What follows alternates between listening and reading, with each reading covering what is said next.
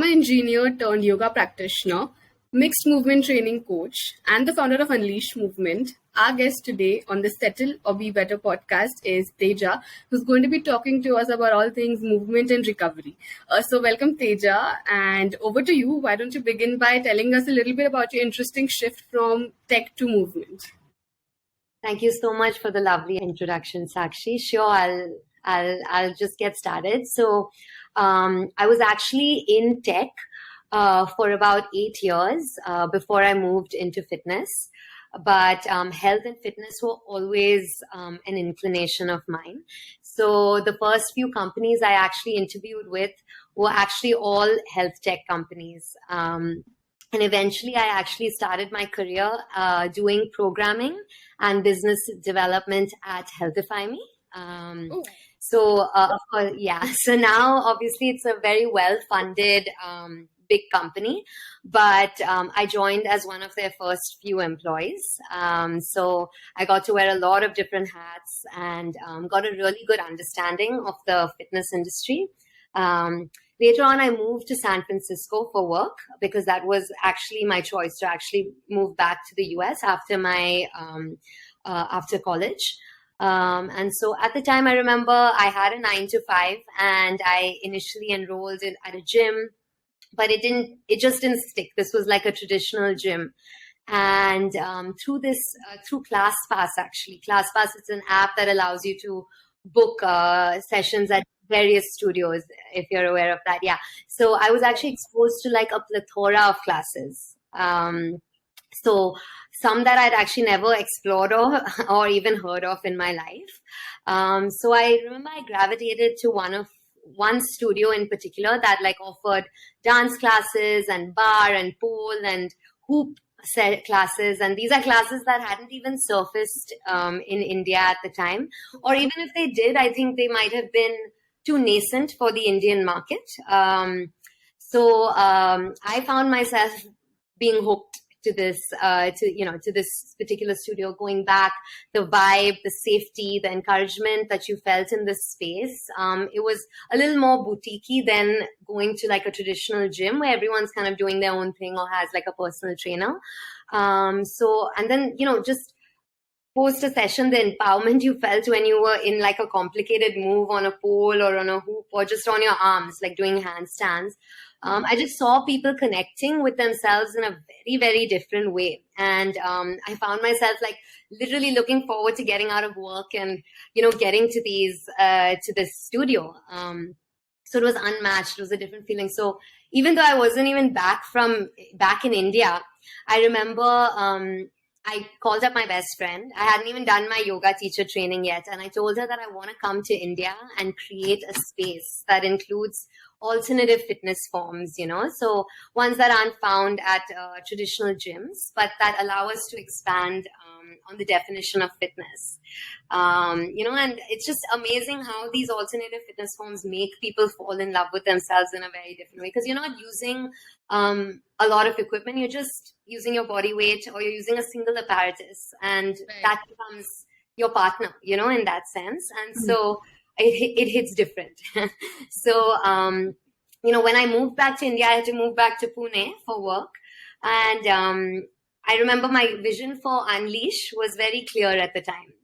So I was like, I want to, and that's kind of what governed what my movement training looked like for the next 2 years. So even while I was still working, I was working at a company called Dhruva in Pune. And I remember I would still be scrolling through my Instagram and being like, my whole, my mental state was in fitness. So I was like, I got to discover Malkham. I discovered pole with Nupur, who you also interviewed with, aerial silks, animal flow. I did an animal flow workshop, and these are all, floor-based, things that don't require much. And then I also explored parkour for the first time. So, and now to cut short, like 2 years after that, we have our studio Unleash here in Pune, and we offer most of these fitness forms at the studio itself. So it's a really exciting, it was an exciting shift for me, and like the best thing that could have ever happened to me. Yeah.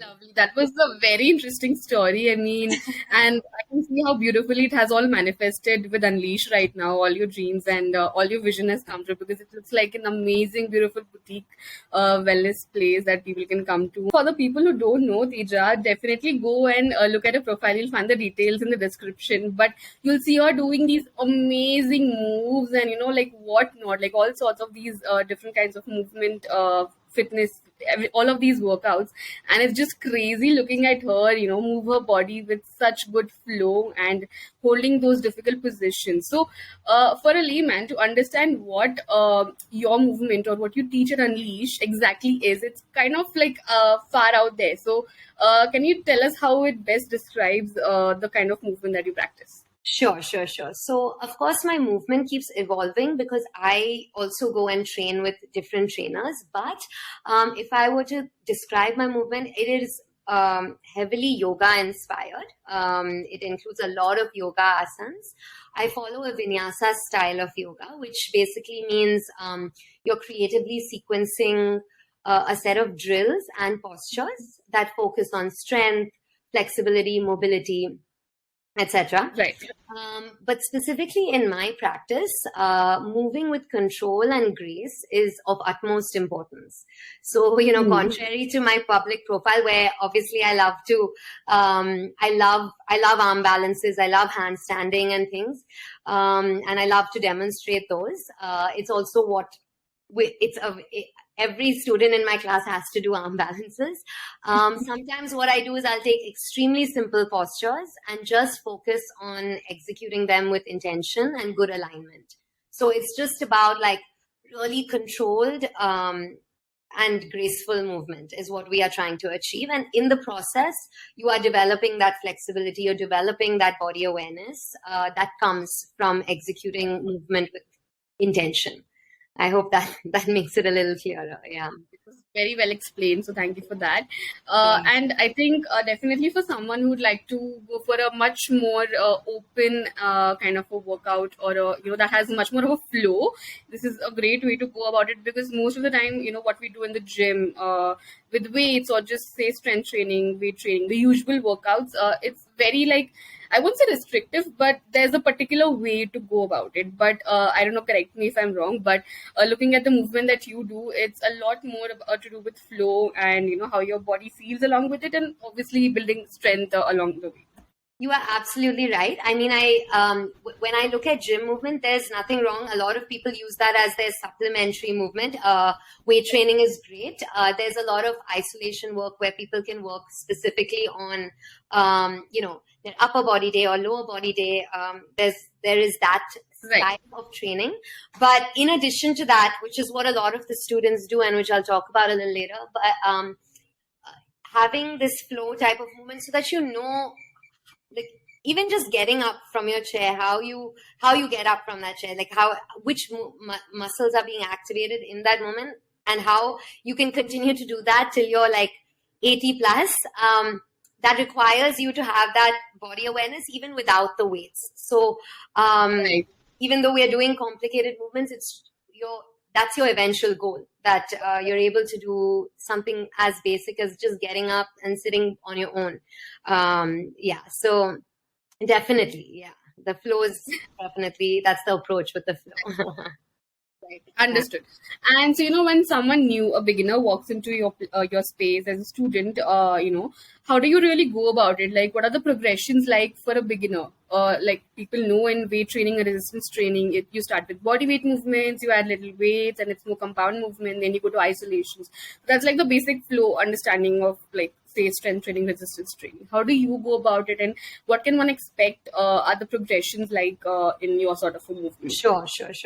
So first of all, I'd just like to say that, this is definitely a more boutique movement studio. So every single person who comes in, whether it's online or offline of our workshops, we have a one-on-one consultation with them so that we understand their history, what kind of training they've done before, whether it's they've never done this type of movement training before, or they have and they just want to add on, they want to advance their practice. They have very specific goals. It's very important for us to know. Okay. So we are very in tune with what their individual goals are, but also what they will eventually need. So the way we go about it is, once we understand they've entered a class, every single class, regardless of the structure of the class, has progressions, whether it means it's with, you're using props. Okay. So you have your blocks or your straps. Someone may not be as flexible. So we have, even though they are going through the exact same flow, we don't construct different flows for different people. Everyone has a variation that they can get into. It's just a matter of how deep they are going, or how we will adjust them, or how, what kind of prop they'll have to use to get into the pose. So the next question is for you, Teja, personally, because you practice calisthenics, yoga, pole, and also some other things if I'm missing them out. I'm sure there are a lot of people with these goals, who lead an active lifestyle, and they also love to learn all of these different styles of movements and, workouts, and they really want to continue with it. But how is it that you plan out a week of your own workout? Because it can get difficult to juggle between all of these different movements, and does one movement get left behind at some time, or how do you balance it with all of these strengths and these skills? Sure. No, that's a great question. So there was a point in my life, maybe even a year ago, till a year ago, I was literally doing every movement form possible. I had movement FOMO, and sometimes, if that meant that I had to schedule 2 classes in one day, just because I wouldn't be able to make it on another day because I was teaching at that time, or something was happening at the studio. So I would literally, there were some days where I would do 2 or 3 workouts in one day. I didn't even realize, you get carried away, and across a spectrum of movement. So I was doing everything. I was doing pole, I was doing parkour, I had started running, yoga. I wanted to learn a backflip, and all that kind of, I would say that was overtraining, and it actually kind of contributed to my recent injury, which I'll talk about. And I realized that it wasn't sustainable. So now when I look at my training, I choose 2 things outside of my regular training schedule. So yoga is a constant. It happens now. I do it, 3-4 times a day, but it feels like it's just part of me. Other than that, I focus on my calisthenics, and I go to pole once a week. Calisthenics I use for strength training, my yoga practice, and my pole. So it's intentionally done. And so I'm going to calisthenics 3 times a week, where we're following like a push-pull and leg schedule. So I'm constantly now, basically, I need to be able to support the movements. If I do parkour at a later age, later date, I want that strength to be there to actually support my movement. So all my goals, my pull-ups, push-ups, pull-ups and push-ups. Pull-ups I'm using for pole. Push-ups I'm using for my yoga. So it's very intentional now, as opposed to, chalo, today this is available, so let's go and try this out. Of course, trying things out is always great, but like I will go and try out like a hoop class just for fun. But if I were to take that up as a actual training, I will not do it when I'm doing pole. I will maybe do that at a later stage in life, where I again have only 2 things that I'm doing, and that way you can also master it rather than just being a jack of trades. You know what I'm saying? So that's kind of how I look at it, that I'm strengthening myself for what I love the most, and not really going about it in a haphazard way. Yeah. So I hope that makes sense. Yeah. Understood. And correct me if I'm wrong. Would you say that someone who wants to go for this mixed movement approach, and say they have 3 things in mind that they want to begin with, would you say it would be a good way to go about it if they assess that these 3 movements complement each other at the same time, some or the other way? Absolutely. And of course, the people who are experts at those movements will tell you what complementing movements you may need. You might just need to be going to the gym and doing strictly machine work, so that you're not doing any other impact work. If you're already doing impact work in, say, parkour, maybe you just want to strengthen your legs, and so you use like very specific explosive movement that is safe at the gym, so that you can go out there and kind of explore your wilder side at parkour later. But yeah, I'd say each they should be complementary. It would be best if it were complementary to one another. Understood. And just to add to this particular topic about mixed movement, obviously everybody has a different level of fitness, and depending on that, it would completely, differ how much time does one take to learn sort of, a good level of that form of movement. But for you personally, how has it been? Like whenever you have trained for something new, how long has it taken you to reach a good point of confidence with that particular movement? Totally. So it is a great question, and like you said, it is dependent on what experience you already have, what level of fitness you already have. But what I have realized is that if you are training for something very specific, so let's take an example like a split, okay? People will ask, how long does it take to get into a split? Someone always look at it as, if you do something consistently for 5 minutes a day, okay, like 5 times a week, and you just do it consistently for 3 months, you are going to be in a much better place than someone who is doing it maybe, say, once a month or twice a month for a year. Okay, and so it's very time is relative, and I think that that is always something that people think that oh, he's been doing this for 2 years, or she's been doing this for 2 years, and but I'm not at the same level as XYZ. It's because their training was probably very specific to that skill set. So I think that is something. It's a great question, because I get this a lot when people come in with goals. And I think it's important to note how you're training and how often you're training it. Yeah. Absolutely. And I can already see how you have sort of have your plan that to what training you're going to go for next, and that's really good to know. I'm waiting to see you try out all these new stuff and also master them. So it's really a pleasure to watch you and your videos, definitely. Thank you so much, Sakshi.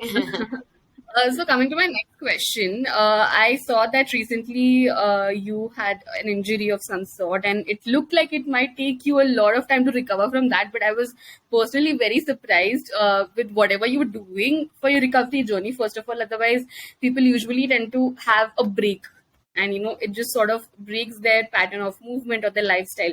But I saw how you were consistent and totally dedicated towards it, and I was surprised by the recovery time.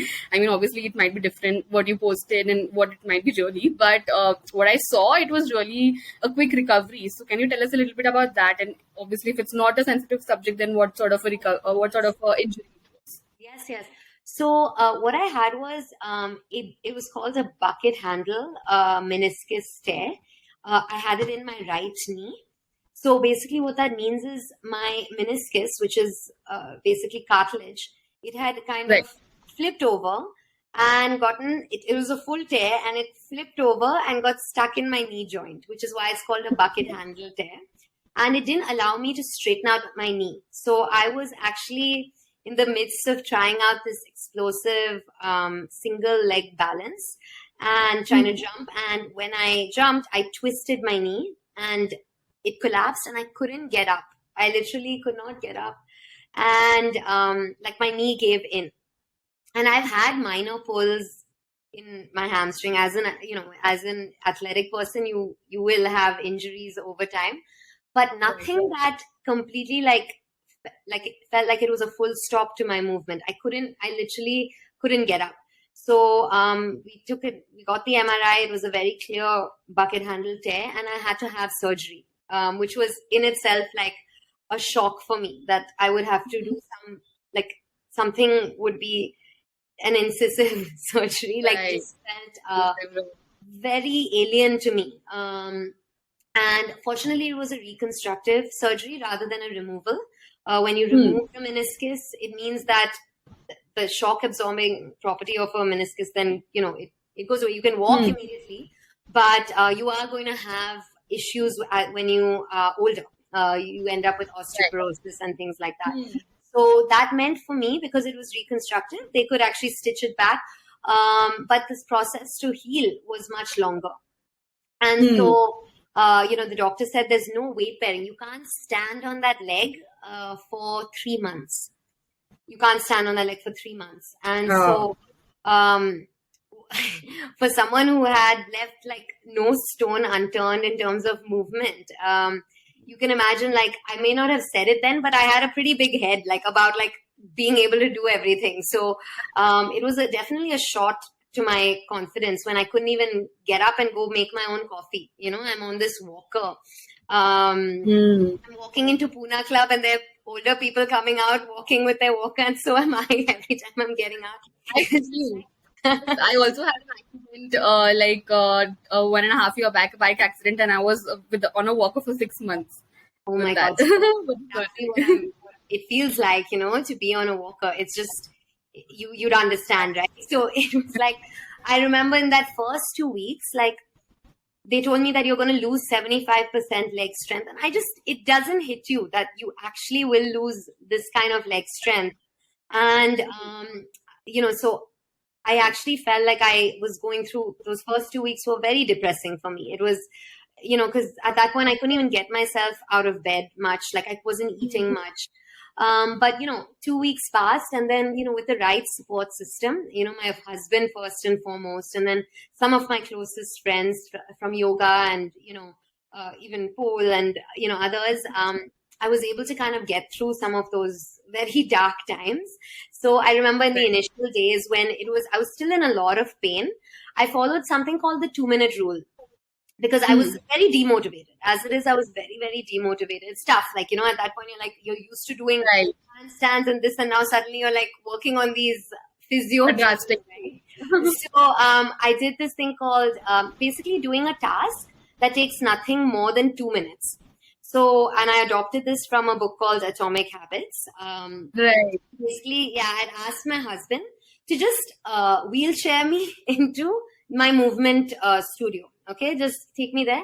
And then once I was there, I found there's the vibe of the studio. I felt motivated. I'd see my pull-up bar, and I was like, look, I can only do upper body movement. And, I remembered what it feels like to move, right? So I just went up there and I started doing pull-ups, and I started doing, and I remember I'd gone down to like 3, okay, which otherwise I had 5, but then I'd gone down to 3. But just doing that made me feel so good. That just, every morning I would just alternate between push and pull, because that was the only thing that I could do. And I know it made me feel better. So it kept me going rather than taking that break that you were talking about. It kept me going. And I just found that, just by doing that, like, just my goals for what I didn't have even pre-injury, suddenly I had all these goals where I'm like doing a whole lot more, and so I had targets and I could actually accomplish them because that's all I was working on. So that was one thing definitely that had to come from within, but also my support system. But then of course there's also a little bit of luck involved. I got very lucky with my physio, who kind of got me walking a lot sooner than what the doctor said. Remember that for any person who has been pretty athletic, your journey is going to be faster, especially with a sports physio. But a doctor looks at it pretty, they want to be a little more, let's say, like, they're going to be a little more careful with you because they want that 100% recovery rate. So I got that. And then once I was able to walk again, I actually met my, my strength training. I went to Muscle Bar, which is where I do my strength training. And he took me from, I couldn't even get it. My first session, he made me get into a squat. And then before I knew it, within 2 months, I was like doing box jumps and, and he like enrolled me in a competition called Barbarian. So I was doing a calisthenics competition within like 2 months. And so, the beauty here was that I was surrounded by the right kind of people. And so, I gained a much stronger mindset just by being around people. And, coming out of this injury feels like now I've come out stronger and a lot more educated about my training approach, and so It really, it's been a blessing in disguise in that way. Like if I were to go through this again, I think I would be in a better position to go through it, So, Absolutely. That was really inspiring. I mean, most of the time, this is not the story that happens. I mean, obviously, for someone who leads an active lifestyle and an athletic sort of movement, they would relate to you. But for people who don't, who are beginners, who might have just started a gym for like 3 months and, they get into a smaller injury, even way smaller, even a sprain or something like that, they're really mentally also put down by it. And you're like, I just started. Now I have to take a break. So that thing is always there in the mind that there is a break necessary. Whereas exploring the options of movement that we have, because the human body is amazing, and while one part of it we might not be able to move, there are so many other ways to go about it. So you really showed it well. That's exactly what I was going to say. Like, we have so many. You will be injured in one part. Remember that you have other parts of your body that can continue, and it feels good regardless of whether you're doing upper body, lower, you're going to release endorphins, so you are going to feel better. And that it's like a cycle. Once you feel better, you will do more, and you'll do it again and again. And so I think that's one thing people need to remember. Don't take that. There is going to be a break from your regular training, but it doesn't have to be a complete break. Yeah, absolutely. It was well explained, and you sort of answered it, but I wanted to know that, was there a major shock that you gave to your doctor, or was it a drastic change, a difference than what he told you the recovery time would be and your results and what you actually did? Yeah. So he told me that you will get full mobility in your leg after a year, but it took about half that time. Yeah. So lovely. So it's been a faster recovery. Yeah. That's a really great story to know and to keep in mind. Definitely, the options that we have today are really good. I mean, we don't really have to sit at home in our bed with an injury, so that's a great way to go about it. Yes. And obviously, I'm sure that you might have some of your students also who might have gone through some sort of an injury or a surgery or some sort of a thing. Do you have any stories to share with us that stood out for you, where the recovery was like it inspired you also in some or the other way? No, so I'll share one. There are many different stories, but this one is in particular very inspiring. I have a student, I won't take names, but she had when she was younger, she had an injury in her head, and that kind of caused her a lot of issues in her balance, just general balancing, and a lot of fear around movement, and just fear about little things. But in the last 2 years, she has been extremely consistent.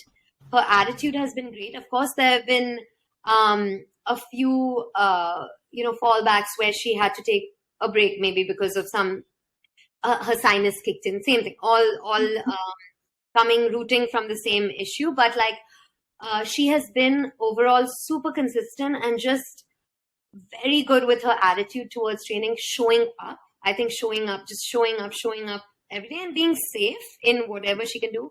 And now she's doing standing balances where she's standing on one leg. She's standing on just her arms, balancing. She's able to do arm balances. Her biggest thing was that she was able to balance on a boat, which is otherwise a very, it's shaky. Right. And that's something that she just wasn't able to do. That is something that now she is able to translate from her yoga practice.